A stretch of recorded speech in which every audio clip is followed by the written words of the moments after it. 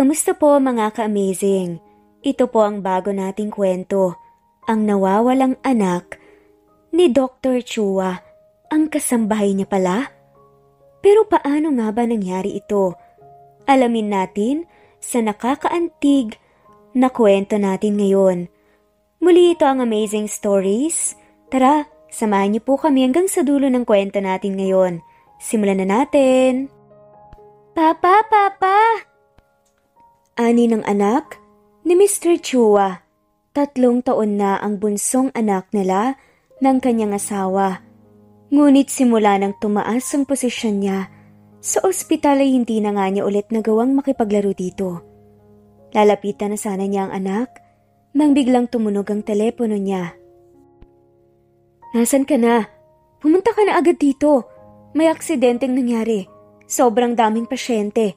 Sabi ng katrabaho niya sa ospital. Napabuntong hininga si Mr. Chua at dali-daling lumabas ng bahay.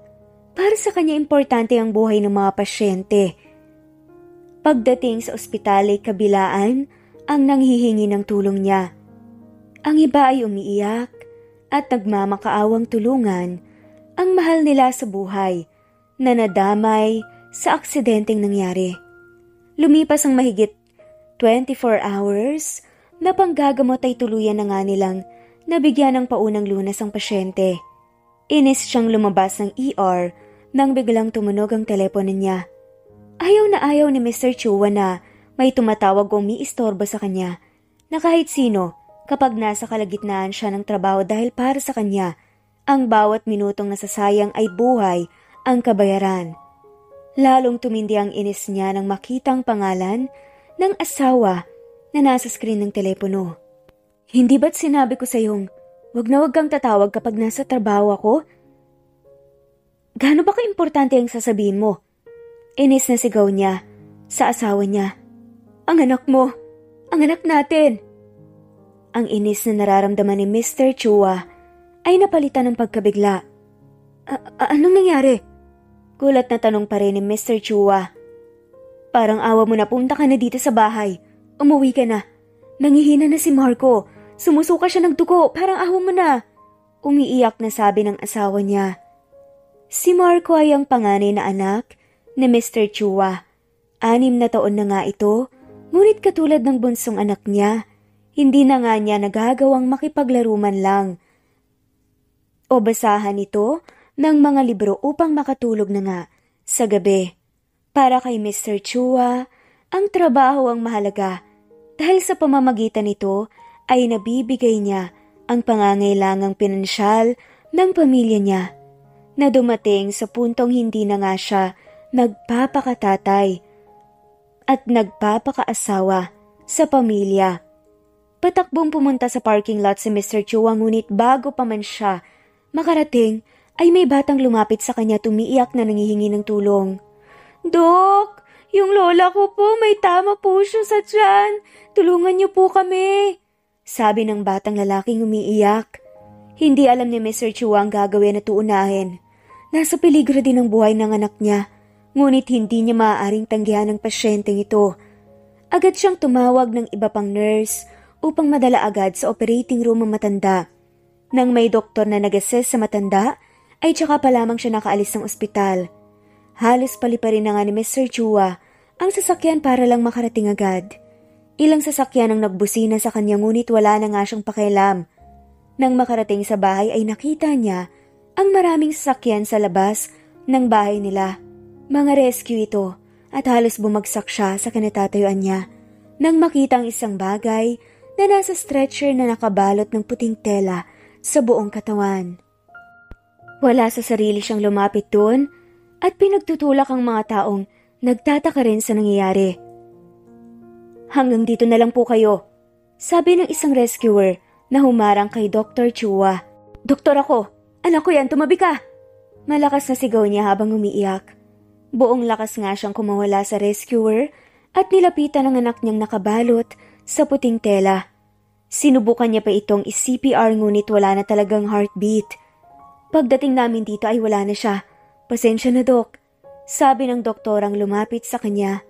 Tinapik pa nga siya nito sa balikat. Tuluyan ng isinakay ang bangkay ng anak ni Mr. Chua sa sasakyan. Nakita niya ang asawa niya. Agad nitong nilapitan at niyakap ngunit malakas sa sampal ang natanggap niya mula dito. "Kuya!" Rinig niya ang iyak ng bunsong anak niya. Ngunit bago niya pa ito malapitan, kinarga na nga ito ng asawa niya at inilayo sa kanya. Sa burol ng anak nila, hindi pa rin sila nag-uusap ng asawa niya hanggang sa umabot sa araw ng libing. Ngunit sa kasamaang palad nagkaroon ng malaking pagsabog nung araw na yun, kung kaya't sobrang daming pasyente sa ospital. Dahil sa aksidenteng yun, hindi niya naihatid sa huling hantungan ng kanyang anak. Labis ang galit ng asawa ni Mr. Chua. Nag-file siya ng diborsyo dito. Pagka-uwi ni Mr. Chua sa bahay nila ay nakita niya ang papel na nakaipit sa librong paborito niyang basahin tuwing gusto niyang mag-relax. Mas madalas niya pang nahahawakan itong libro. Bigla kasi siyang nakaramdam ng lungkot. Agad-agad siyang tumayo upang pumunta sa kwarto ng anak niyang babaeng, si Crisel. Ngunit ganun na lang ang gulat niya nang makitang wala ang anak at asawa niya ron. Simula kasi nang mamatay ang anak nilang, si Marco, hindi na tumatabi sa kanyang asawa niya tuon ito natutulog sa kwarto ng anak nilang si Crisel. Tinignan niya ang damitan at iba pang kagamitan nito, ngunit wala nga siyang nakita. Nagkaroon siya ng kutob na baka nilayasan na nga siya ng mag-ina niya. Ilang oras pa nga siyang naghanap sa buong bahay nila ngunit wala talagang bakas ng kanyang mag-ina. Tuluyang nanlumo at di niya mapigilan ang luha. Naaalala nga niya ang papel na nakaipit sa librong paborito niya. Lakad-takbo siyang bumalik sa kanyang kwarto para tignan ito. 2 papel ito, isang liham at ang isa ay divorce paper. Hindi ko nakakayanin pa ang mawalan ng isa pang anak. Pirmahan mo na ang divorce paper at hayaan mo na kami ni Crisel na mamuhay. Pangako ko sa'yo at hindi ko na siya pababayaan. Ang nakasulat sa liham, parang gumuho ang mundo ni Mr. Chua nang mabasa ang laman ng sulat. Ilang oras pa nga siyang umiyak hanggang sa hindi na nga niya namalayang nakatulog na siya. Sa kasalukuyan, "Tila malalim pong iniisip niyo Mr. Chua. Magalmasal na po kayo," sabi nga ng kanyang nurse. Matanda na si Mr. Chua at retired doctor na nga siya ngayon. Kilala siya bilang isang pinakamagiting at magaling na doktor sa bansa. Tanging nurse na lang ang kasama niya sa malaking mansyon na to. "Salamat sa iyo, iha. Naalala ko lang ang pamilya ko." Nakangiti ngunit halata ang lungkot sa boses ni Mr. Chua. Nalungkot naman ang nurse para dito. Simula nang alagaan niya si Mr. Chua, ay madalas na nga nitong nakikitang nasa bintana at nakatingin sa malayo. At tuwing tinatanong nga nito, ay laging ang sagot na nga sa kanya ay naaalala nito ang pamilya niya. "Hanggang ngayon po ba? Ay di niyo pa rin po alam kung nasan sila?" Tanong ng nurse kay Mr. Chua. "Sinubukan ko silang ipahanap. Magmula nang mawala sila, pinahanap ko na sila. At iba't ibang update ang natatanggap ko. Palipat-lipat sila ng lugar dahil alam ng asawa ko na pinapahanap ko sila. Hanggang sa naawa na lang ako at pinatigil ko na. Ang huling update na dumating sa akin ay nasa probinsya sila ng Surigao." Kwento nga ni Mr. Chua sa kanyang nurse na may ngiting medyo mapait. Para kay Mr. Chua ay malaking tulong ang nurse na to na ilalabas niya ang kanyang saloobin at may napagkukwentuhan siya. "Sa tingin niyo po, ilang taon na ang anak niyo?" Tanong naman ng nurse. Ngayon lang sumasagot ng ganito kahaba si Mr. Chua dahil madalas ay wala ito sa sarili at nakatingin lang sa malayo. Sa ngayon ay nasa 21 taong gulang na siya. 3 taon siya nang umalis sila ng kanyang ina. Naalala ko pa yung birthmark niya sa kanang bahagi ng balikat niya. Hugis puso to at lagi niya itong pinapakita sa akin. Kahit na matagal na simula nang makita ko siya, tandang-tanda ko pa rin ang boses at itsura niya tuwing tinatawag niya akong papa. Nangingilid ang luha ni Mr. Chua habang nagkukwento sa kanyang nurse. Kaya bago pa sila tuluyang magiyakan, ay kumain na nga si Mr. Chua at uminom nga ng gamot. Magpapahinga na nga sana siya nang maalala nga niya ang pinagawa niyang bahay sa Surigao. Mula nang malaman niyang nandun ang kanyang mag-ina, nagtayo nga siya ng bahay bakasyonan doon. Kahit na hindi niya sigurado kung nananatili pa rin ba roon ng kanyang asawa o lumipat na nga ba ulit ng ibang lugar. Tinawagan niya ang katiwalang nakatira at nag-aalaga sa rest house niya sa Surigao. Siya si Antonio. Si Antonio ay ang batang lalaking nanghingi ng tulong kay Mr. Chua dahil nga sa nangyari sa kanyang lola sa tiyan niya. Ilang taon lang ang lumipas mula nang mangyari yon ay nawala rin ang lola nito sa labis na katandaan. At nang mamatay ang lola ni Antonio, siya na ang nag-alaga dito. Naalala niya kay Antonio ang kanyang anak na si Marco na nawala. Gusto niyang pag-aralin si Antonio ngunit ito na ang tumanggi at nagsuggest na siya na lang ang maging katiwala sa bahay niya sa Surigao. "Magandang umaga po, Mr. Chua. Napatawag po kayo," bungad ni Antonio. Pagkasagot ng telepono, napangiti na lang si Mr. Chua. Siguro kung buhay lang si Marco ay kasing edad na nga niya, si Antonio. Nagkwentuhan pa nga sila ng ilang minuto at napagdesisyonan ni Mr. Chua na bumisita sa Surigao. Bukod sa namimiss na nga niya ang sariwang simoy ng hangin, ay gusto niya ring mag-relax. Kinabukasan din ay ipinahanda na nga ni Mr. Chua ang mga gamit niya. Papunta nga sila ng kanyang nurse sa Surigao. Habang nasa biyahe, di maiwasan ni Mr. Chua na maisip ang nangyari sa kanyang pamilya. Hanggang ngayon ay sinisisi niya pa rin ang kanyang sarili sa pagkawala ng anak. Napaluhan na nga lamang siya habang binabalikan ang nakaraan. "Mr. Chua, gising na po. Nakarating na po tayo." Tapik nga ng nurse sa balikat ni Mr. Chua. Hindi nga niya pala namalayan na nakatulog nga siya. Inalalayan siya ng nurse na bumaba ng sasakyan at napangiti nga siya nang maamoy niya ang sariwang hangin. Halos harap ng dagat ang bahay ni Mr. Chua kaya naman talagang makakapag-relax siya dito. "Maligayang pagdating po, Mr. Chua. Pumasok na po kayo at naghanda ako ng makakain niyo." Nakangiting salubong sa kanya ni Antonio. Napangiti naman si Mr. Chua at di niya napigilan hindi yakapin si Antonio. Nabigla si Antonio ngunit niyakap na nga rin niya pabalik ang matanda. Masayang nagkukwento si Antonio tungkol sa karanasan niya sa villa na yon. Ipinaliwanag niya rin ang mga ulam na niluto niya para kay Mr. Chua. Masaya sila habang kumakain. Puro tawanan at lubos na natuwa si Mr. Chua dahil doon. "Siya nga pala, Antonio, hindi ka pa ba nakakahanap ng ibang kasambahay? Para naman hindi ka mahirapan mag-isa sa pag-aalaga ng villa." Sabi nga ni Mr. Chua, masyadong malaki ang villa na to, kaya pinapahanap niya ang kanyang inalagaan na si Antonio nang makakatulong sa kanya. "Ang totoo po niyan, Mr. Chua, maraming gustong pumasok bilang kasambahay, pero gusto ko po sana na kilala at mapagkakatiwala ng kasambahay na makukuha nyo. Pero wag po kayong mag-alala, may ipakikilala po ako sa inyo maya-maya. Mamamasukan." Nakangiting sabi nga ni Antonio. Bilib naman si Mr. Chua sa binata dahil masyado nitong pinapahalagahan ng kanyang villa.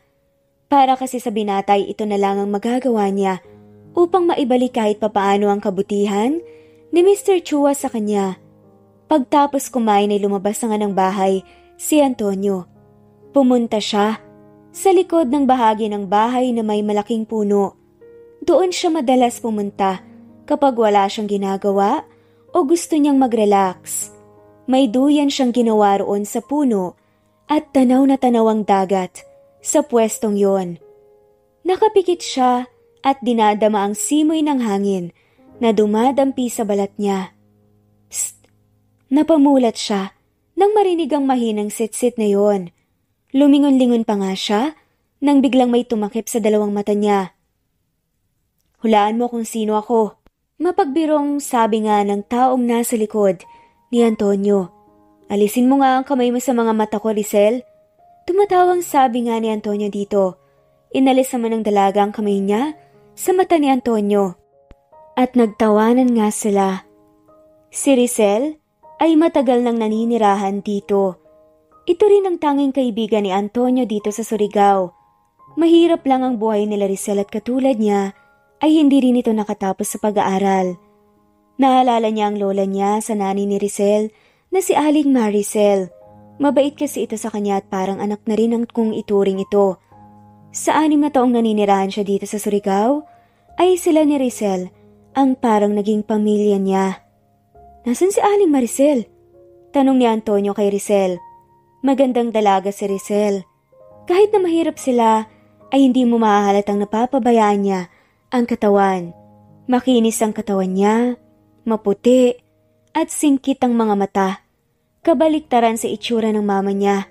Morena ang nanay ni Rizel, matangos ang ilong at parang naka-contact lens ang mga mata dahil sa tingkad ng pagka-color brown noon ngunit bilugan ang mga mata niya.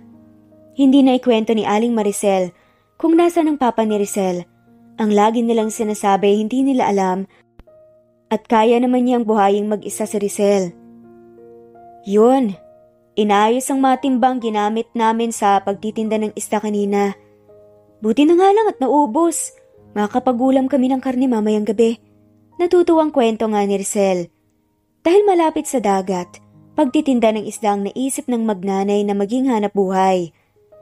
Tuwing manghuhuli, ang mga mangingisda ay silang naglalako nito sa buong baryo.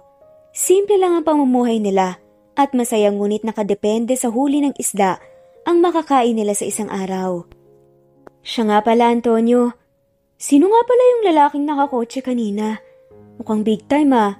Kanina rinig na rinig ko ang tsismisa ng mga kapitbahay natin. Alam mo naman maraming marites dito. Sinabi ko nga kay mama pero hindi siya naniwala sa akin. Kwento naman ni Rizel. Ayun ba? Siya si Mr. Chua. Siya yung kinukwento ko lagi sa'yo na may-ari ng bahay na to. Nakangiting paliwanag nga ni Antonio. Nanlaki ang mga mata ni Rizel. Nasabi kasi ni Antonio sa kanya dati na kapag dumalaw si Mr. Chua, ay ipapasok nga niya sila ng kanyang ina sa villa upang magtrabaho. Malaki raw magpasahod si Mr. Chua. Kaya mamayang hapon, ipakikilala ko kayo kay Mr. Chua at sasabihin ko kung kayo na lang ang piliin para magtrabaho dito sa villa. Tuwang-tuwa naman si Rizel.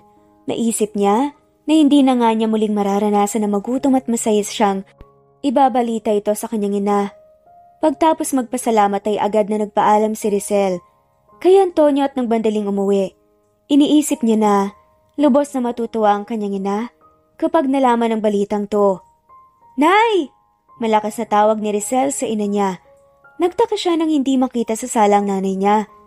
Nagmadali siyang pumasok sa maliit na kwarto ng bahay nila at doon niya nakita ang kanyang nanay na nakahiga at mukhang masamang pakiramdam. Nakauwi ka na pala. Sandali ipaghahanda kita. Tatayo nga sana si Aling Maricel nang muntik na nga itong matumba.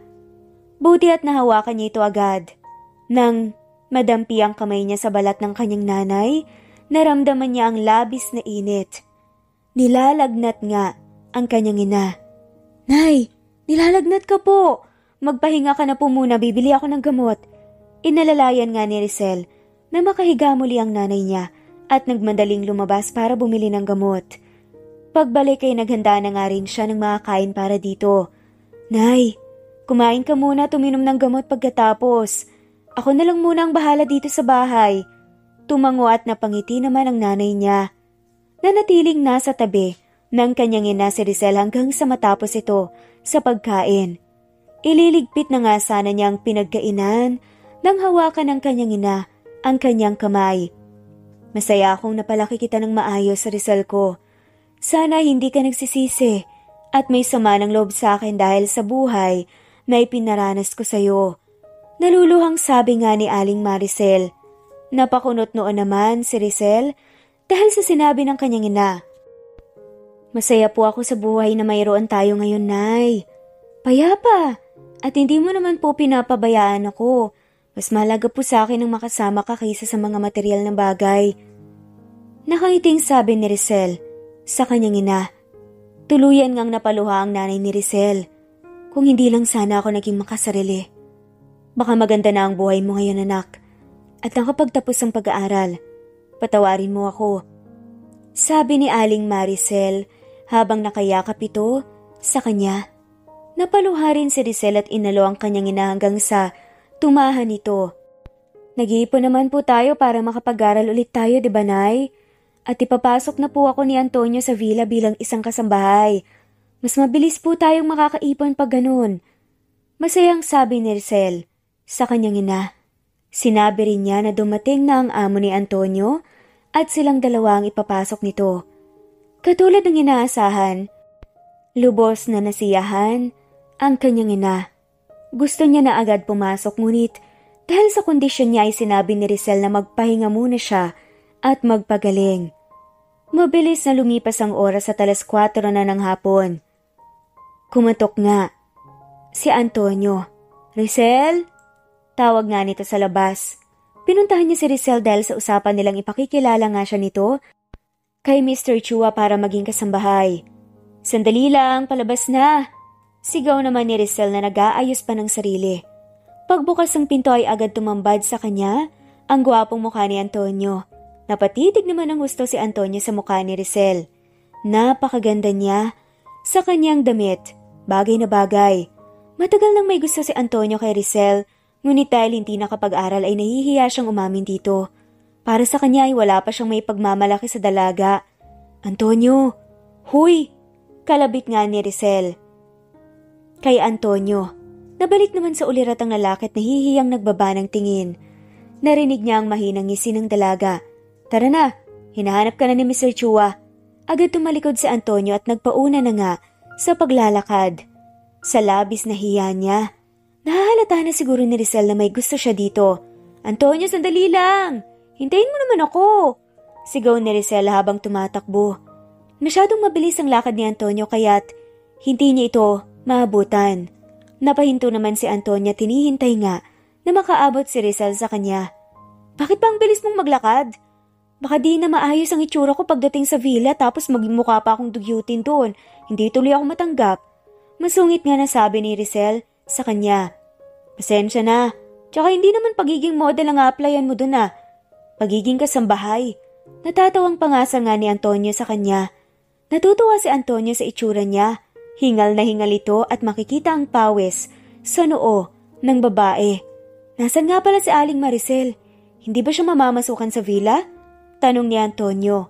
Ngayon niya lang napagtanto na si Rizel nga lang pala ang kasama niya.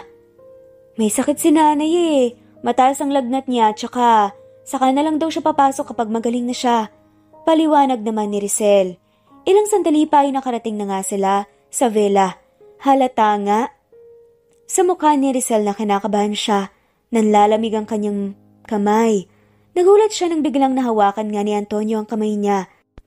Napatingin siya sa binata at diretso itong nakatingin kay Rizel habang nakangiti. Huwag kang masyadong kabahan. Pangako mabait si Mr. Chua at nandito naman ako. Akong bahala sa'yo. Sabay kindat nga kay Rizel.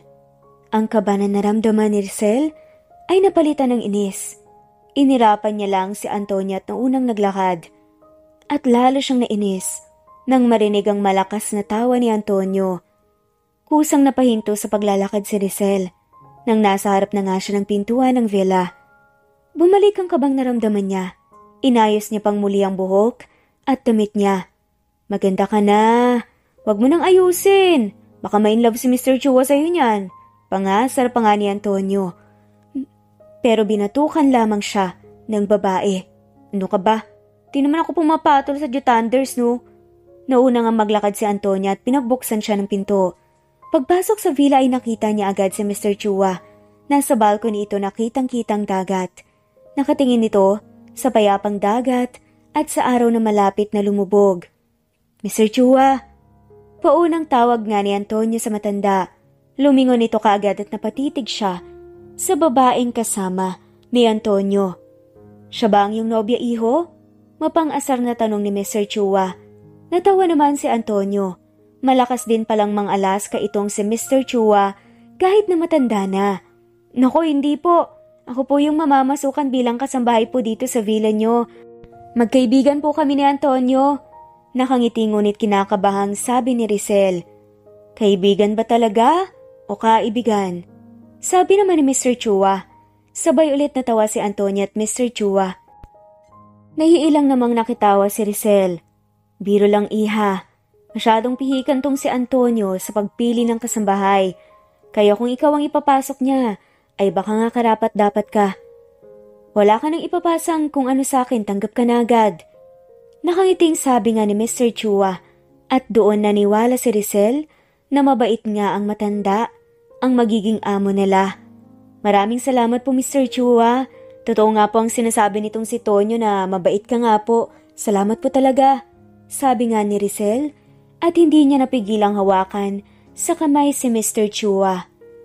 Ngiti at tawa naman ang iginanti nito sa kanya. Alam ko po na masyado ng malaking tulong itong trabahong to Mr. Chua. Pero maaari po bang pati ang nanay ko ay makapasok din bilang kasambahay dito? Kaya lang po, sa ngayon po may sakit pa po siya eh. Muling bumalik ang kaba ni Rizel nang tanungin yon. Baka isipin ni Mr. Chua abusado at mapagsamantala siya. At baka hindi na nga siya tuluyang tanggapin pa nito. Ngunit muli siyang nabigla nang tumawa lang ulit si Mr. Chua. Ikaw ang bahala iha. Malaki naman ang tiwala ko kay Antonio. Alam kong aalagaan at hindi niyo pababayaan ang villa ko. Nakangiting sabi nga nito sa kanya. Muli ay nagpasalamat siya ng paulit-ulit dito. Dumating bigla ang nurse at sinabing kailangan ng maghapunan at uminom ng gamot ni Mr. Chua. Hindi siya pwedeng matulog ng sobrang late at dapat ay saktong oras lagi ang pag-inom niya ng gamot. Nagpaalam na nga sa kanila si Mr. Chua at ganun din si Rizel. Paulit-ulit pa rin siyang nagpapasalamat at ngiti lang ang binibigay ni Mr. Chua sa kanya. Lumabas na nga rin si Rizel at Antonio sa villa. Doon sila pumunta sa duyan. Nahilig nilang tambay ang dalawa. Sobrang ganda kasi talaga ng tawanan doon at saktong palubog na nga ang araw sa mga oras na to.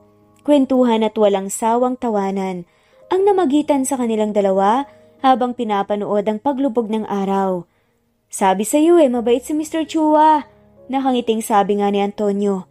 Oo nga hindi ko akalaing kabaliktaran pala sa libro ang mga mayayaman. Madalas ko kasing nababasa at na mata pobre daw sila. Ayaw nila sa mahihirap at puro pera lang ang gusto nila. Sabi nga ni Rizel habang nakatingin pa rin sa araw. Kabaliktaran nga yung nalalaman mo. Kaya pala ganun na lang ang kaba at takot mo kanina. Sobrang bait kaya ni Mr. Chua. At utang ko sa kanyang buhay ko. Kaya naman, inaalagaan ko ng mabuti tong villa para kahit papaano makita niyang tumatanaw ako ng utang na loob. Noon kasing nangangailangan ako ng tulong sa ospital nung kailangan ng lola ko ng manggagamot sa kanya. Bigla niya akong tinulungan. Kahit na parang nagmamadali siya. Mahabang kwento nga ni Antonio sa babae. Ganun ba? Mabait nga talaga siya. Excited na tuloy akong pagsilbihan ng amo natin. Ang ganda talaga ng paglubog ng araw, no? Isa to sa pinakapaborito kong tanawin. Nakangiting sabi ni Rizel habang nakatitig nga lang sa dagat. Tama ka, ang ganda nga. Sabi rin ni Antonio pero ang tingin niya ay na kay Rizel na nakangiti nga. Napakaganda mo, Rizel. Muling sabi ni Antonio nang hindi nga niya namamalayan. Takang napalingon naman si Rizel sa kanya sa mga oras na yun. Gusto nang aminin ni Antonio ang nararamdaman niya sa dalaga. Pero nangibabaw pa rin ang hiya at pagkatorpe niya. Tara na, ihatid na kita. Baka hinahanap ka na ni Aling Maricel. Utal na sabi na nga lamang ni Antonio at tumayo na nga sa duyan. Bigla namang naalala ni Rizel ang kalagayan ng kanyang ina. Kaya agad-agad itong pumayag at tumayo na nga sa duyan. Habang naglalakad hindi sila nag-uusap. Hanggang sa makarating sa bahay nila Rizel. Nang maihatid na nga ni Antonio sa pintuan ng bahay nila Rizel, ay agad na itong tumalikod at takmang aalis na. Ngunit hinawakan ni Rizel ang braso niya, kaya napahinto siya. Maraming salamat sa iyo, Tonyo Tatanawin ko talagang malaking utang na loob to. Umasa kang tutulungan din kita sa abot ng makakaya ko. Mag-ingat ka pa, uwi. Nakangiting sabi nga ni Rizel kay Antonio. Walang anuman, Rizel. Magandang gabi sa'yo. Nakangiting tugon ni Antonio kay Rizel at nagpatuloy na nga siya sa paglalakad. Napagdesisyonan ni Antonio na i-enjoy na lang muna ang kanyang lihim na pagtingin para kay Rizel at masaya siya sa pagkakaibigan na meron sila ngayon. Baka masira lang yon kapag inamin niya ang nararamdaman niya. Nang di na matanaw ni Rizel ni si Antonio ay pumasok na nga rin siya. Tumiretso agad siya sa kwarto ng kanyang ina at sinuri ang lagay nito. Mainit pa rin si Aling Maricel. Kaya naman si Rizel na lang muna ang nagluto at nag-init na nga rin ng tubig upang ipunas sa kanyang ina para mabawasan ang lagnat nito. Habang pinupunasan ni Rizel ang kanyang ina, ay biglang nagising ito. Napagiti si Aling Maricel nang mapagtanto ang ginagawa sa kanya ng kanyang anak. Masaya siya dahil kahit mahirap ang buhay nila, nang pinapalaki niya si Rizel ay lumaki itong mabuti at mabait na anak. Kamusta ang pakiramdam mo, Nay? May masakit pa ba sa'yo? Nag-aalalang tanong ni Rizel kay Aling Maricel. Hindi napigilan ni Aling Maricel na papatawa ng mahina. Ayos na ako, nak. Huwag mo akong masyadong alalahanin. Bukas din ay magaling na ako. Pagpapakalma ni Aling Maricel sa anak. Kamusta nga pala ang pamamasukan mo? Mabait ba ang amo ni Antonio? Balita ko mayaman yun. Di ka naman ba sinusungitan o inaapi? Sunod-sunod na tanong ni Aling Maricel sa anak. Sa totoo lang po, napakabait po ng amo ni Antonio. Hindi niya nga po ako pinakitaan ng masamang ugali na Nakangiting pagkukwento ni Rizel. Masayang magina habang binabahagi ni Rizel ang nangyari kanina at lubos na natuwa si Aling Maricel nang malamang tinanggap din siya ng amo ni Antonio kahit na wala siya kanina. Mas makakaipon na tayo, nak. Makakapag-aral ka na ulit. Gusto ko nang gumaling para makapagsimula na sa villa. Masayang sabi nga ni Aling Maricel. Ilang minutong kwentuhan pa at napagpasyahan na nga nilang kumain. At kalaunan ay natulog na nga rin. Masayang masaya si Rizel sa nangyari sa araw niya. Sa wakas magkakaroon na nga sila ng sapat na pera at makakaipon para sa pag-aaral niya. Gustong gusto ni Rizel na makatapos sa pag-aaral. Gusto niyang maging isang nurse. Bata pa lang siya ay yun na nga ang gusto niyang propesyon. Ngunit dahil sa hirap ng buhay at dahil malayo ang paaralan, sa lugar nila ay di na nga nakapagkolehiyo si Rizel. High school lamang ang natapos niya. Gusto ni Aling Maricel na sa bayan na lamang tumira si Rizel upang makapag-aral ito, ngunit ayaw ni Rizel na iwan ang ina. Para kay Rizel ay mas mabuting makasama niya ang kanyang ina at hindi pa naman huli para sa kanya ang pag-aaral sa college. Maaari pa siyang mag-aral kapag nakapag-ipon sila. Kinabukasan ay maagang nagising si Rizel, ngunit wala si Aling Maricel sa tabi niya. Nagmadali siyang bumangon at nakita ang kanyang ina na nagluluto sa kusina. Nay, sana ginising niyo na lang po ako para... Ako na ang nagluto. Maayos na po ba ang pakiramdam niyo? Tanong ni Rizel. Abay, oo naman. Ayoko rin namang istorbohin ka pa sa pagtulog dahil parang napagod ka kahapon. Masiglang sabi nga ni Aling Maricel. O siya, ihanda mo ng mga plato para makakain na tayo. Malapit nang maluto to. Gusto kong maaga tayong pumasok sa villa ngayon. Ngayon ang unang araw natin. At gusto ko ring magpasalamat sa amo ni Antonio. Nakangiting dagdag nga nito. Masayang nag-almusal ang mag-ina.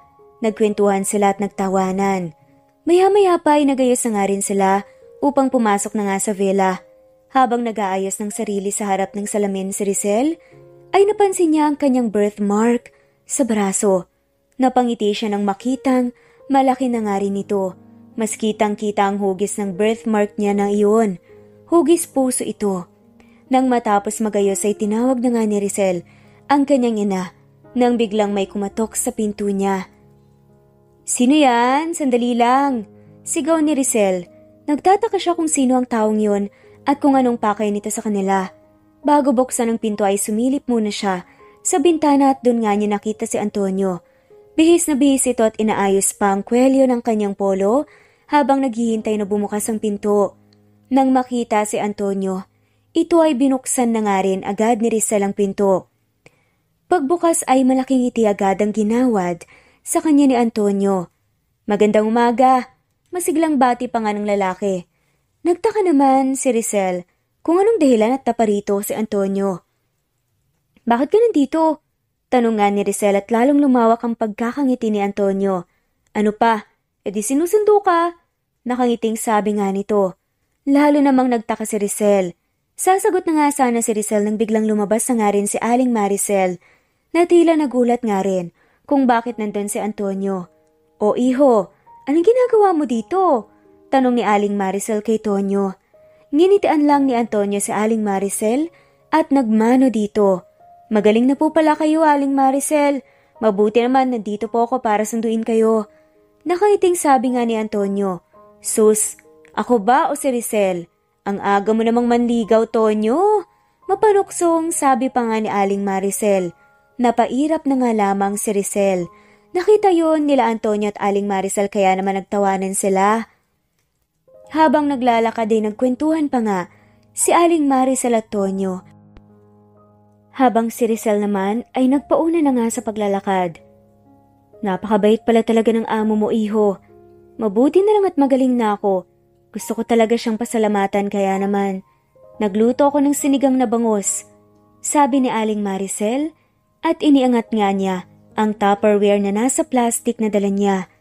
Naku, Aling Maricel, pasensya na po pero bago po ako pumunta sa inyo ay nakaalis na po ang amo ko eh. Sayang po at hindi niyo po naabutan. Saad nga ni Antonio. Bahagyang nalungkot naman si Aling Maricel dahil doon. Ngunit ipinaliwanag naman ni Antonio kung bakit kinailangang bumalik ng Manila ng kanyang amo. May check-up si Mr. Chua, kaya silang dalawa ng nurse niya ay bumalik agad sa Manila. Habang nasa biyahe si Mr. Chua ay nabawasan ang bigat na dinadala niya. Dahil siguro sa tanawin at dahil sa bagong nakilala niya na si Rizel. Hindi alam ni Mr. Chua kung bakit gano'n na lang ang tuwa niya. Nang makita si Rizel, parang may kakaiba siyang nararamdaman sa dalaga. Naisip niya na baka sobrang nangungulila lang talaga siya sa anak niyang babae. Masaya ang naging simula ng pagtatrabaho ng mag-ina sa villa. Kahit ilang beses na nga silang nakapasok sa loob noon, ay namamangha pa rin sila. Naglinis sila sa sala, kusina, at sa mga kwarto. Si Aling Maricel ang naglinis sa mga kwarto. 5 kwarto ang nasa bahay na to. 1 kwarto na lang ang hindi niya pa nalilinis. At yun ay ang kwarto ni Mr. Chua. Pagpasok niya dito ay parang matagal na nga ring walang tao, kahit ng totoo ay may taong natulog dito ng ilang araw. Namangha nga siya sa kalinisan sa kwarto at gamit ng amo ni Antonio. Kahit kailan ay hindi nabanggit ni Antonio kay Aling Maricel ang pangalan ng amo niya. Tuwing nagkukwento siya dito ay laging boss o amo ang pakilala niya dito, kaya walang ideya si Aling Maricel kung anong pangalan nito. Habang nililinis ang kama ni Mr. Chua ay napansin niya ang kahon na nakalagay sa ilalim ng bedsheet nito. Kinuha nga niya yon at nabasa ang nakasulat sa itaas na bahagi na yon. Chinese character yon na ang ibig sabihin my family. Kahit papaano ay marunong bumasa ng Chinese word si Aling Maricel dahil nga ang dati niyang asawa ay Chinese.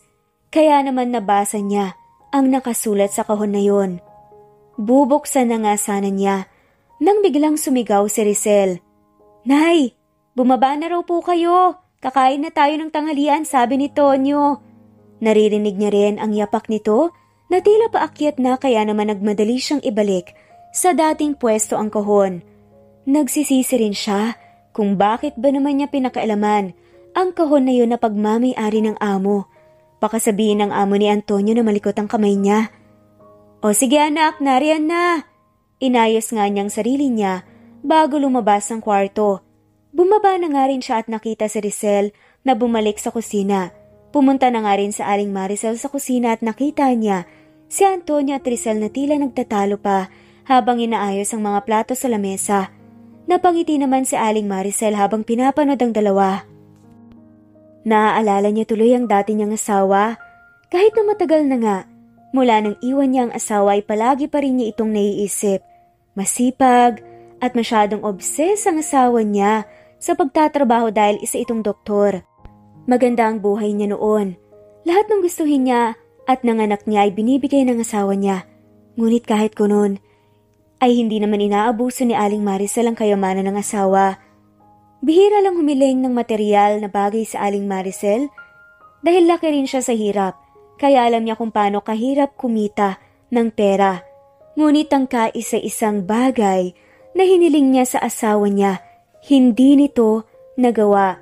Namatayan ng anak si Aling Maricel, halos ikabaliw na nga niya nang mawala ang anak niyang si Marco.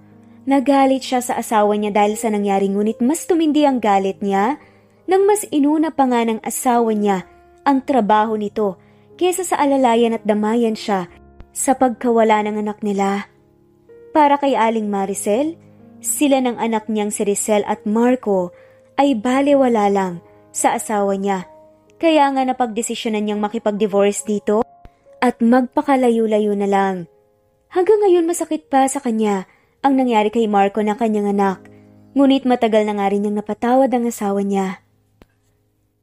Tumulo na lamang ang luha ni Aling Maricel habang nakatitig kay Antonio at Rizel. Naramdaman na naman niya ang sakit at pagdurusa. Tumalikod muna siya bago pinunasan ang luha niya. Aling Maricel, nandyan ka na po pala, halika na po, mananghalian na tayo. Masayang sabi ni Antonio. Inayos niya muna ang itsura niya bago siya nakangiting humarap sa kanila. Kumain kayo ng marami. Sinarapan ko talaga ang sinigang na bangus, sabi pa nga ni Aling Maricel. Dahil wala na nga ang amo ni Antonio ay sila na lang ang kumain nito. Paborito ni Rizel ang luto ng kanyang ina, kaya naman ganadong-ganado nga siyang kumain. Masaya sila sa hapag. Patuloy na inaasar ni Aling Maricel si Antonio kay Rizel. At syempre hindi mawawala ang kwentuhan at tawanan.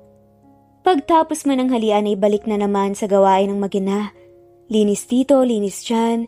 5:00 na ng hapon nang matapos na nga sila. Nakaramdam na ng pagod si Aling Maricel, ngunit hindi pa rin mawala ang saya sa kalooban niya. Gustong-gusto nga niya kasi na makapag-aral si Rizel at matupad nito ang pangarap niya. At itong trabahong to ang malaking tsansa na makaipon kaagad sila. Kain na po tayo ng hapunan, Aling Maricel. Aya nga ni Antonio. Naku Antonio, sa bahay na lang siguro kami maghahapunan ni Rizel. Nakakahiya kung dito pa kami kakain ng hapunan. Sabi nga ni Aling Maricel na kumakamot pa sa noon niya. Ayos lang po Aling Maricel. Binilin din po ito ng amo ko at ako lang naman po ang mag-isa dito. Di ko rin po ulit ito mauubos. Kumbinsi naman ni Antonio. Nagtagal pa ng ilang minuto ang pilitan nilang dalawa hanggang sa napapayag na nga rin ni Antonio si Aling Maricel sa wakas. Ako pong nagluto nito. Kumain po kayo ng marami. Nakangiting sabi nga ni Antonio. Adobong manok ang ulam nila. Namangha naman si Aling Maricel dahil sa kalalaking tao ni Antonio, ganito ito kasipag. Ngayon niya lang nalaman na nagluluto pala ito. Madalas kasi ay pinapadalhan niya ito ng ulam kay Rizel.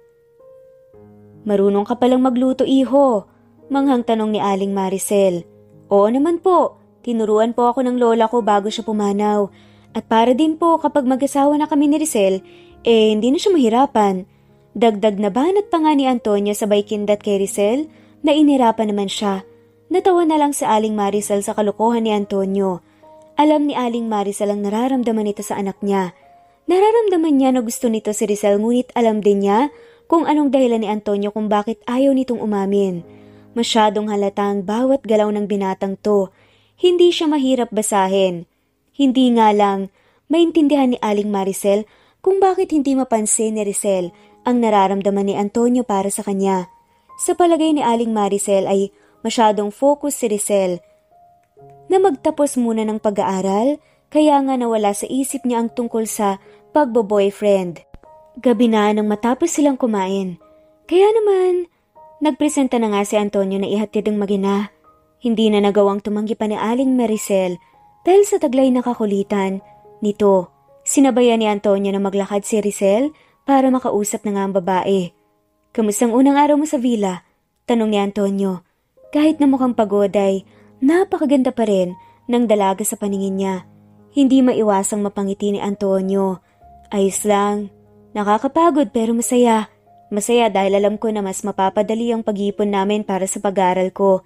Nakangiting pag-open up nga ni Rizel habang diretso sa daan ng tingin. Hindi naman maalis ni Antonio ang tingin sa dalaga. Lalo tuloy siyang humahanga dito. Kung makaipon na kayo, saan mo naman gusto magkolehiyo? Curious na tanong nga ni Antonio. Napaisip naman si Rizel.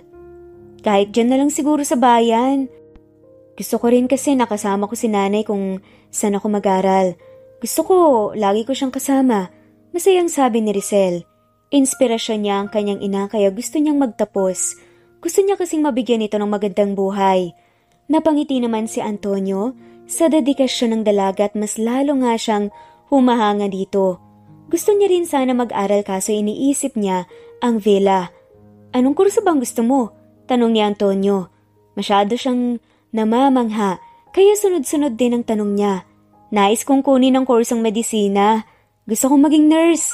Napaisip naman si Antonio. Hindi ba't masyadong mataas ang kursong yan? Paano kung wala ang ganyang kurso sa bayan? Balita ko ay nasa Maynila o kaya sa malayong probinsyang mga ganyang kurso. Paliwanag nga ni Antonio. Naging balisa naman si Rizel dahil doon. Yun din ang iniisip niya. Kung wala ang medisina sa bayan ay baka iba na lang ang kunin niyang kurso. Nalungkot naman siya sa naisip niyang yun. Nurse talaga ang gustong-gusto niya mula pagkabata. Napansin ni Antonio ang pagiging balisa ni Rizel, kaya naman iisipan niyang mag-suggest dito. Alam mo, doktor ang amo ko. Interesado siya pagdating sa mga propesyon na may kinalaman sa medisina o panggagamot. Baka naman gusto mo, pwede ko siyang kausapin na tulungan ka sa kolehiyo. Nakangiting sabi nga ni Antonio kay Rizel. Tila nabuhayan naman ang loob si Rizel. Seryoso ka ba, Antonio? Maraming salamat Pero baka isipin ng amo mo na umaabuso na ako. Sabi ni Rizel. Natawa naman si Antonio dahil doon. Iba pa rin pala ang tingin ni Rizel sa mga mayayaman. Huwag kang mag-isip ng ganyan, Rizel. Mabait na tao ang amo ko, sinasabi ko sa'yo. At isa pa, marami yung tinutulungan na charity. Marami rin siyang scholars. Huwag kang mag-alala, akong bahala sa'yo. Sabi nga ni Antonio sabay kindat pa nga sa dalaga. Hindi nga makuhang mainis ni Rizel. Masyado siyang nagpapasalamat sa lahat ng kabutihan nga ni Tonyo. Hindi niya napigilang napayakap dito. Maraming salamat sa lahat ng kabutihan mo, Tonyo Hindi ko alam kung paano ko masusuklian ang kabaitan at kabutihan mo sa amin ni nanay. Maraming salamat talaga. Naluluhang sabi nga nito habang nakayakap kay Antonio. Napangiti naman si Antonio. Ramdam na ramdam niya ang sinseridad ng dalaga. Huwag mong isipin na humihiling ako ng kabayaran, Rizel. At isa pa, hindi naman ako ang tutulong sa iyo kundi ang amo ko. Pero kung ganun pa man, masaya akong tulungan kayo ni Aling Maricel. Dahil para sa akin parang pamilya ko na kayo. Nakangiting sabi nga niya habang inihimas ang likod nito upang tumahan. Ang malamig at payapang gabi ay napalitan ng emosyonal na pangyayari. Ilang kwentuhan pa ang nangyari at tuluyan na nga silang nakarating sa bahay nila Rizel. Maraming salamat sa paghatid sa amin, iho At syempre pati sa pagkain. Napakasarap ng iyong luto, sabi ni Aling Maricel. Napangiti naman si Antonio dahil dito. Walang anuman po, Aling Maricel. Sa susunod po ay ibang putahe naman po ang lulutuin ko para sa inyo. Masiglang sabi nga ni Antonio. Napangiti naman sa Aling Maricel sa kabaitan ng binata. O siya, kailangan mo nang makauwi bago pa lumalim ang gabi. Mauna na akong pumasok sa loob Mag-ingat ka sa pag-uwi, Tonyo. Maraming salamat ulit. Nakangiting sabi ni Aling Maricel. Walang anuman po, Aling Maricel. Magandang gabi rin po, sabi pa ni Antonio at nagmano nga dito. Nang makapasok na nga si Aling Maricel, ay nagpaalam na nga rin siya kay Rizel. Mauna na ako, Rizel.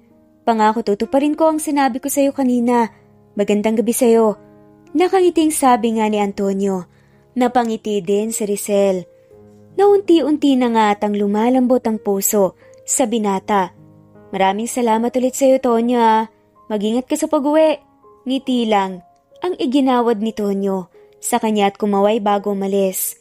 Hinintay ni Rizel na mawala ang paningin niya kay Antonio bago siya pumasok sa bahay. Habang nakahiga na nga sa kama ay masaya si Rizel habang iniisip ang nangyari kanina. Masaya siya sa sinabi ni Antonio. Nasusubukan ito na manghingi ng tulong kay Mr. Chua.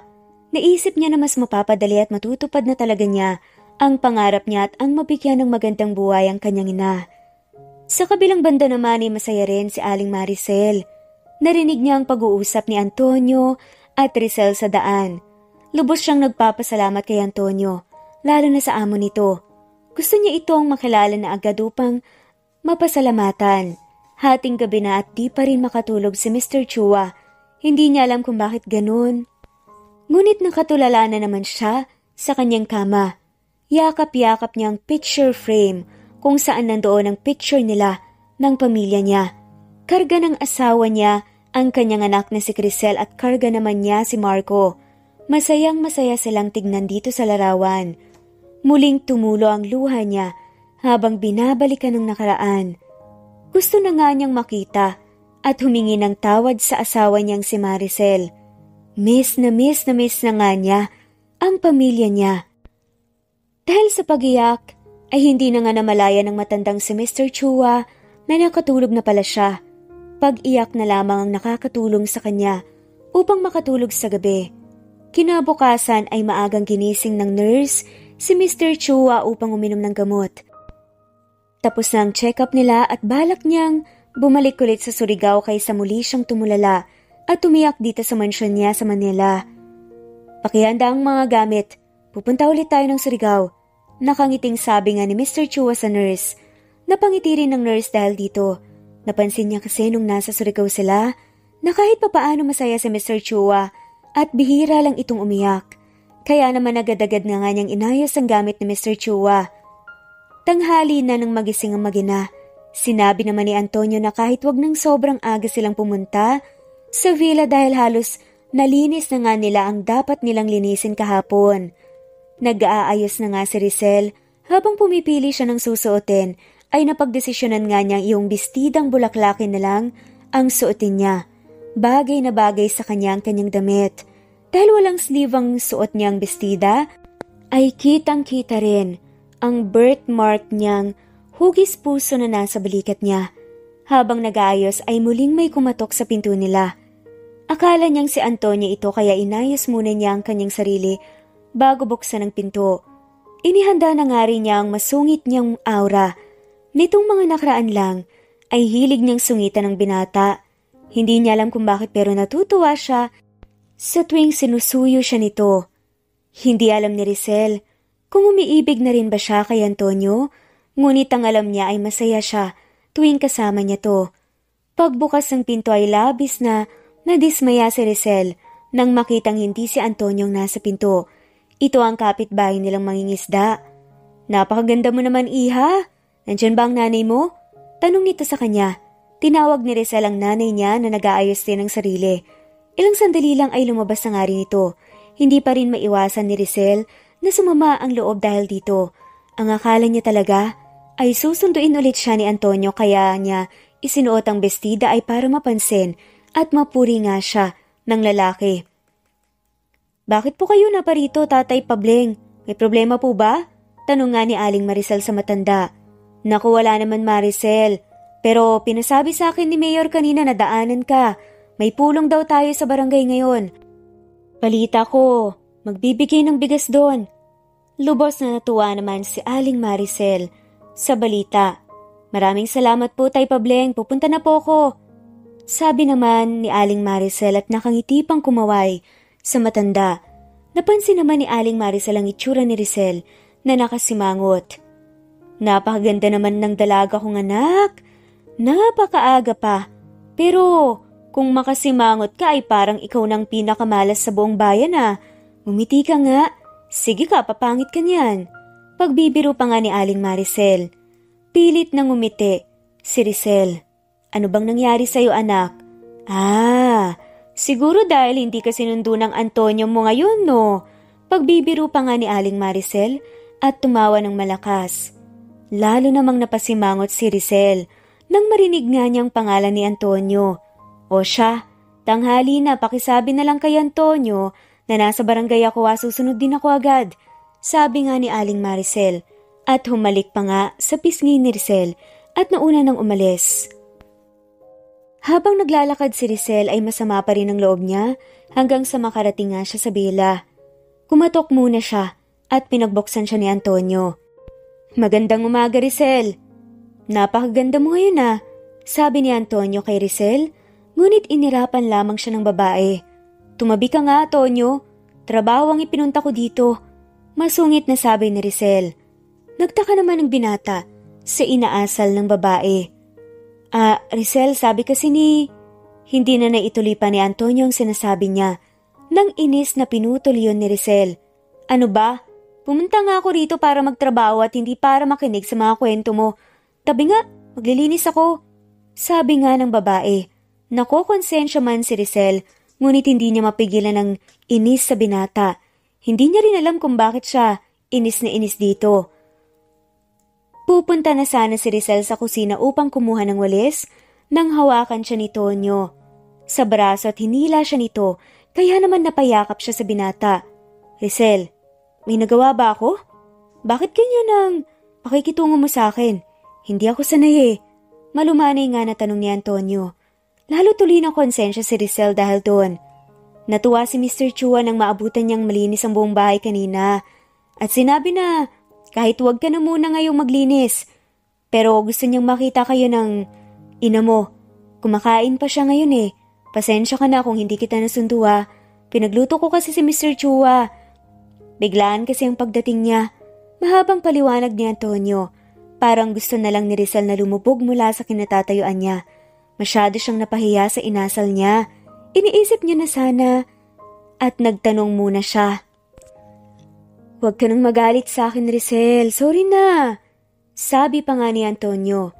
Hindi maintindihan ni Rizel kung ano yung bagay na humaplos sa kanyang puso. Napaisip tuloy siya kung may nararamdaman na ba talaga siya kay Antonio. Ilang minuto lang ay lumabas na nga si Antonio at Rizel. Doon nakita ni Rizel ang kotse ni Mr. Chua na hindi niya napansin kanina.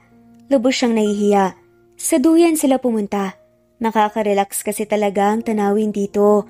Habang nasa duyan ay hindi sila nag-uusap ni Antonio. Nabigla si Rizel nang hawakan ni Antonio ang kamay niya.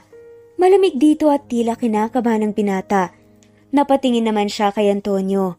Rizel, alam ko naman na marami ang pwedeng mangyari sa gagawin ko pero parang hindi ko na kayang pigilan pa to eh. Gusto ko sanang sabihin ito sa'yo pag may ipagmamalaki na ako sa'yo.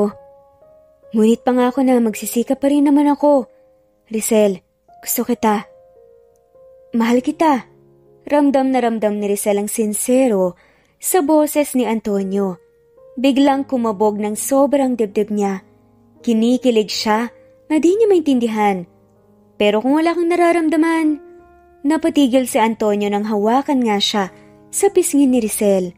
Nakangiti itong diretsyong nakatingin sa kanya. Gusto rin kita, Antonio, sabi nga ni Rizel. Masaya ang kalooban ni Rizel. Parang nagdiriwang ang puso niya. Hindi maipaliwanag na saya ang naramdaman ni Antonio. Hindi pa man siya sinasagot ni Rizel ay ang mahalaga ay magkaibigan pa rin sila at may tsansang maging magkaibigan. Halos tumalon sa saya si Antonio at di niya napigilang yakapin nang napakahigpit si Rizel. Pangako ko sa iyo, Rizel, mamahalin kita ng sobra at tapat. Naiiyak nga na sabi ni Tonyo habang nakayakap sa dalaga. Yumakap din naman si Antonio dito. Sa sobrang tuwa ay inaya ni Antonio si Rizel na pumasok sa loob ng villa. Balak niyang ipakilala si Rizel kay Mr. Chua para kasi kay Antonio ay tatay na rin niya si Mr. Chua. Ngunit ang hindi alam ng dalawa ay siya ay nasa balkonahe ng villa. Narinig at nakita niya ang pag-ibigan ng dalawa. Nang marinig nga ni Mr. Chua ang pagbukas ng pinto, ay nagpanggap itong walang alam sa nangyari. Mr. Chua? Tawag nga ni Antonio. Nilingon ni Mr. Chua ang dalawa na magkahawak pa nga ang kamay. Nais ko nga po palang ipakilala sa inyo, si Rizel, ang babaeng nililigawan ko. Nakangiting sabi nga ni Antonio. Nagmano naman si Rizel kay Mr. Chua. Lubos na pagkabiglang naramdaman ni Mr. Chua nang marinig niya ang pangalang Rizel. Titig na titig nga siya sa dalaga at napansin niya ang birthmark ni Rizel sa kanyang braso. Ano ko? Anak, Rizel? Lumuluhang sabi nga ni Mr. Chua at niyakap si Rizel. Nagulat naman si Rizel sa nangyayari. Ganun din si Antonio. Hindi niya maintindihan kung bakit tinawag na anak ni Mr. Chua si Rizel. Paulit-ulit na tinawag ni Mr. Chua na anak si Rizel hanggang sa may kumatok sa pinto.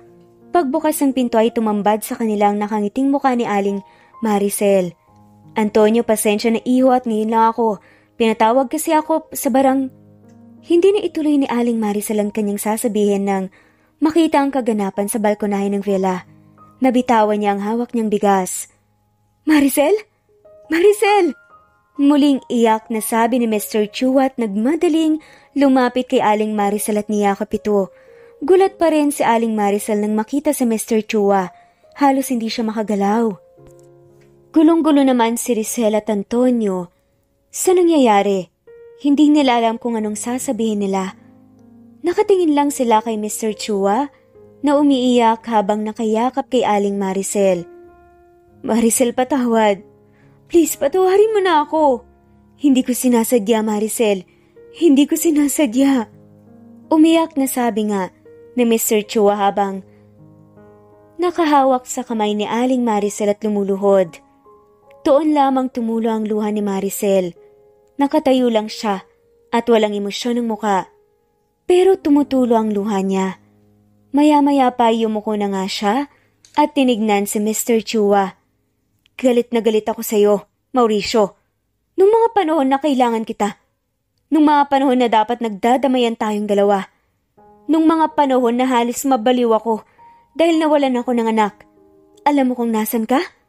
Ginagamot ang ibang tao. Galit na sabi ni Aling Maricel. Nagulat si Rizel sa emosyon na pinapakita ngayon ng kanyang ina.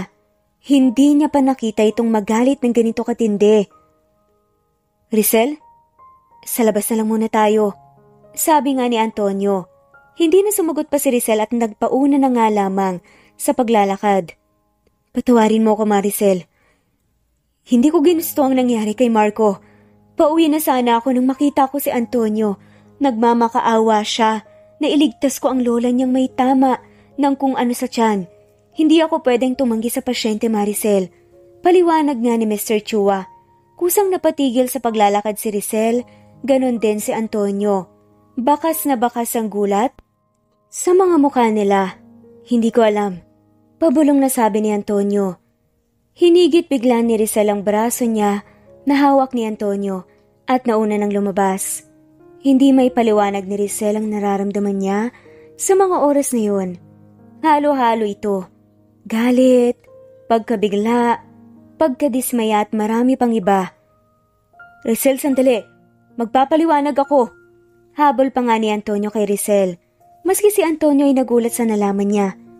Buhay ng lola niya ang naging kapalit ng buhay ng anak ni Mr. Chua. Umupo si Rizel sa duyan na paborito nilang tambayan ni Antonio. Doon siya umiyak ng umiyak. Halos hindi niya maisip na si Antonio pala ang dahilan kung bakit namatay ang kanyang kuya Marco at kung bakit nasirang pamilya nila. Bakit si Antonio pa? Na mahal niya. Paulit-ulit na tanong nang pumapasok sa isip ni Rizel nang biglang may humawak sa balikat niya. Patawarin mo ko, Rizel. Hindi ko alam na ganun ang nangyari. Maski ako ay ngayon ko lang nalaman na ganun pala. Unang sabi ni Antonio. Patuloy pa rin sa pagtangis si Rizel sa kaniyang mga braso. Nagkaroon ng aksidente nun. Sobrang daming nadamay sa aksidente. Dahil mahirap lang kami, ay isa si Lola sa hindi pinansin ng mga doktor. Kahit anong pagmamakaawa ko sa mga doktor, na lumalapit ay hindi nila ako pinapansin. Masyado silang abala sa ibang pasyente. Nanatili kami ni Lola sa labas. Namimilipit siya sa sakit dahil may tama siya sa tiyan. Ang suot kong damit ng mga oras na yun ay ang ipinangtapal namin sa sugat niya. Kinabukasan nang makita ko si Mr. Chua, nagmakaawa agad ako sa kanya na tulungan ng lola ko. Ipina-assist niya kami sa mga nurse at naoperahan agad ang lola ko kaya nadugtungan pa ang buhay niya. Hindi ko naman nakalaing ang buhay pala ng kapatid mo ang magiging kabayaran nun. Pero hindi ko sinasadya. Mahabang paliwanag ni Antonio. Nanatiling umiiyak si Rizel, ngunit niyakap siya ni Antonio sa likod. Patawarin mo ko, Rizel. Patawad. Hindi na napigilan pa ni Rizel at napayakap na nga rin siya kay Antonio. Hindi mo kasalanan ang nangyari, Tonyo. Pasensya na. Kung napakakitid ng utak ko, hindi mo kasalanan ng lahat. Umiiyak na sabi ni Rizel. Naluha na nga rin si Antonio dito. Ilang minuto pa ang lumipas, ay napansin ni Antonio na bumigat na nga ang katawan ni Rizel. Nakatulog na nga siya sa sobrang pagiyak. Binuhat nga niya ito at pinasok sa vela. Doon niya naabutan si Mr. Chua at Aling Maricel na nag-uusap na nga ng masinsinan. Nakatulog po si Rizel. Iaakit ko lang po muna siya sa kwarto. Magalang nga na sabi ni Antonio. Nagpatawaran na nga ang mag-asawang sina Maricel at Mauricio Chua.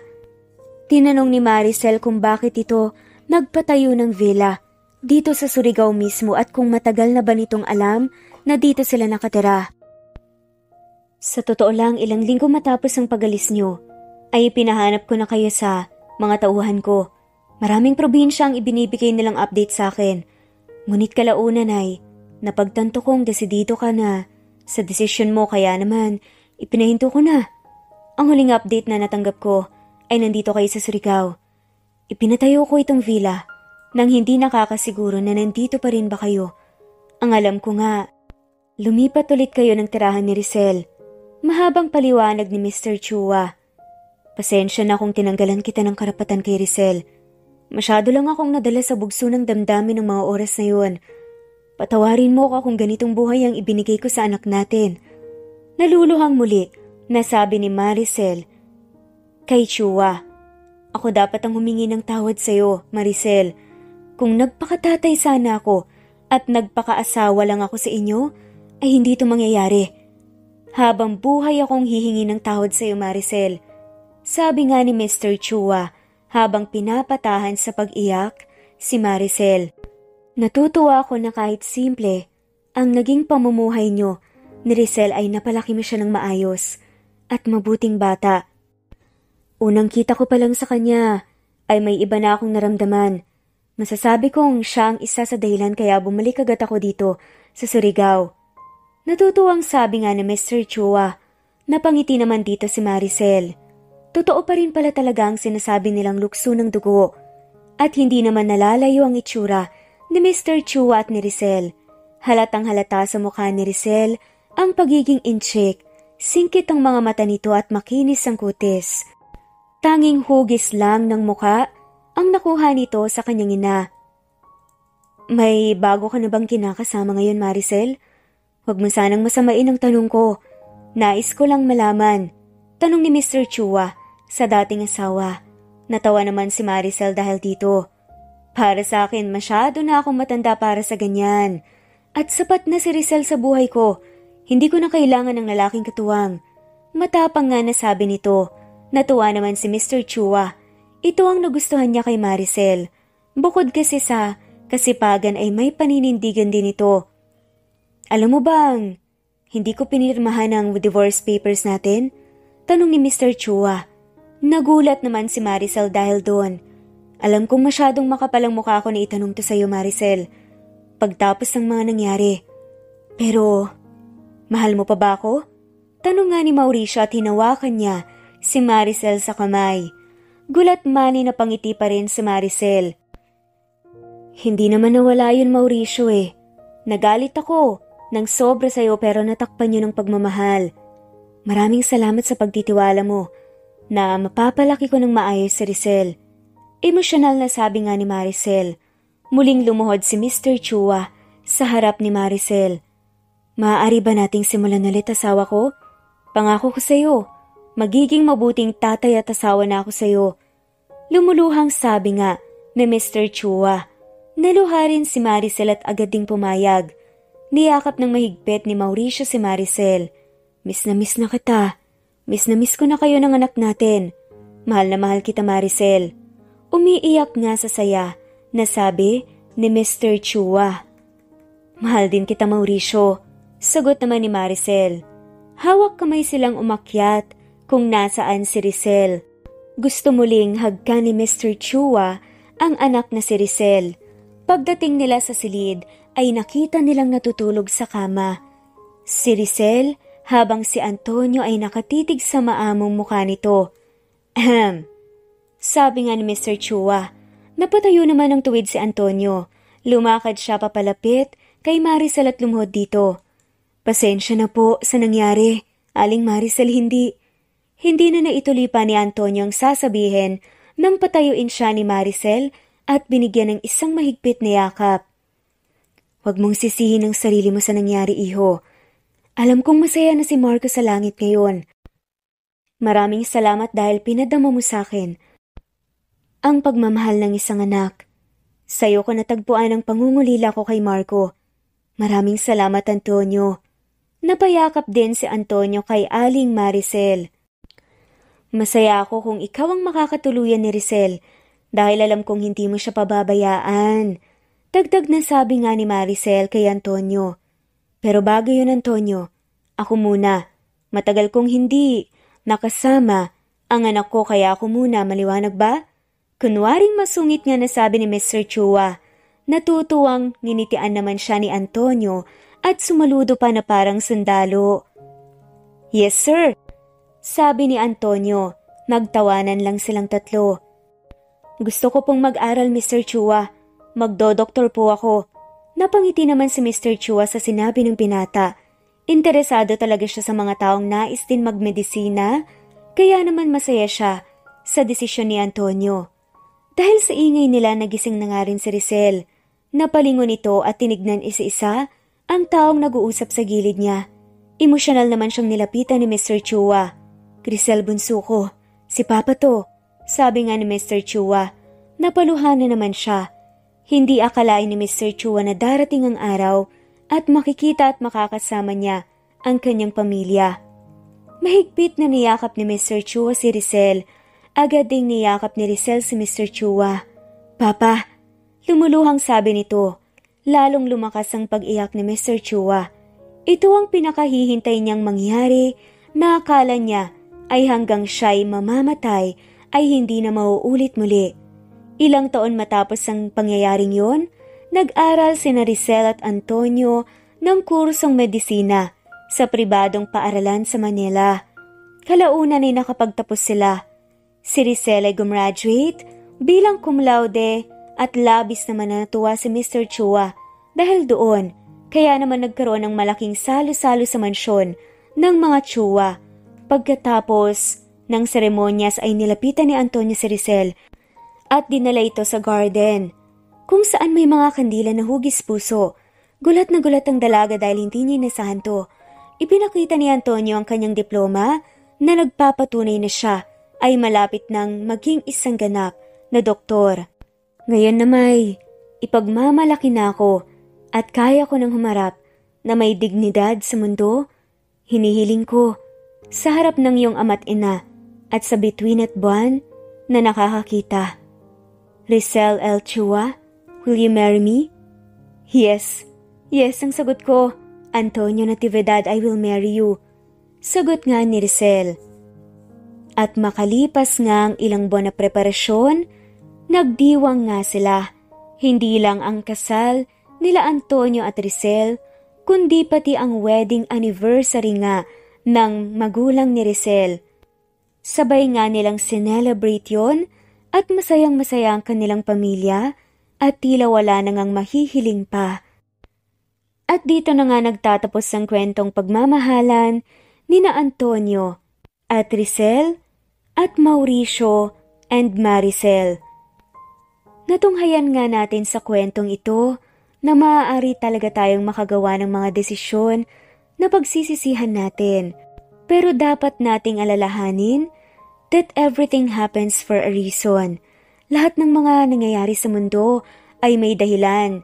At lagi ring tandaan na habang nandyan pa ang ating mga mahal sa buhay, huwag tayong titigil na iparamdam sa kanila ang ating pagmamahal. Huwag nating hintayin na mawala sila bago natin ma-realize ang kanilang kahalagahan. Maraming salamat po sa lahat ng mga walang sawang sumusubaybay at shoutout po sa mga sumusunod. Nesbeth Hanaban, Presbyteros Rose, Rex Roy, Juvelin Romero, Neva Fajardo, Gloria Escobar, Augustus Rafanan, Ning Rafanan, Chu, Julius, Aruma Taira, Gemma, Rada, Camin, Teresa Bolie, Juve, Zeron, Lani Leticia, Leonisa, Marilu Flores, Delroy, Arnaldo Vihar, at shoutout na rin po sa lahat ng mga walang sawang sumusubaybay. Maraming salamat po at muli. Ito ang Jay's Amazing Stories. Thanks for listening and God bless everyone.